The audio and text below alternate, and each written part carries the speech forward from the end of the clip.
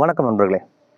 நம்ம ஏற்கனவே பேசின ஒரு விஷயந்தான். தமிழக அரசு 40,000 நீர்நிலைகளில் வண்டல் மண் எடுத்துக்கலாம் அப்படின்னு விவசாயிகளுக்கு அனுமதி கொடுத்துருக்கிறதா ஒரு செய்தி வருது. வழக்கமாக இது எல்லா அரசுகளும் செய்கிறது தான். போன திமுக அரசுலையும் இதெல்லாம் பண்ணாங்க. ஆனால் என்ன பிரச்சனைனா, இவங்க வண்டல் மண் அள்ளுறன்னு சொல்லிட்டா வண்டல் மண் அள்ள மாட்டாங்க. ஒவ்வொரு நீர்நிலையிலையும் கண்ட இடத்துல குழி குழியாக வெட்டி வச்சுட்டு போவாங்க. அவங்களுக்கு தேவையான இடத்துல வெட்டிட்டு போயிடுவாங்க. அரசு உண்மையிலேயே இதை சரியாக செயல்படுத்தணும். எப்படி பண்ணியிருக்கணும்னா, ஒரு ப்ராப்பராக முதல்ல எத்தனை ஏரி குளங்கள் இருக்குது அப்படிங்கிறது, அதில் எவ்வளோ மண் எடுக்கலாம் அப்படின்னு ஒரு சர்வே பண்ணிவிட்டு, அதுக்கப்புறம் இவ்வளோ தான் வெட்டணும், இல்லை இப்படி தான் வெட்டணும்னு ஒரு ஆர்டர் கொடுத்து அதை ஃபாலோ பண்ணால் தான் இது சரியான திட்டமாக இருக்கும். அப்படி இல்லைன்னா வழக்கம் போல் கண்டத்தில் எடுத்து குழி வெட்டி வைப்பாங்க. ஒரு ஊரில் ஒட்டி இருந்ததுன்னா அந்த ஊரில் குழந்தைகள் போய் அந்த விபத்தில் சிக்கிறதுக்கும் ஆடு மாடுகள் விபத்து சிக்கிறதுக்கும் தான் இது வாய்ப்பாக இருக்கும்.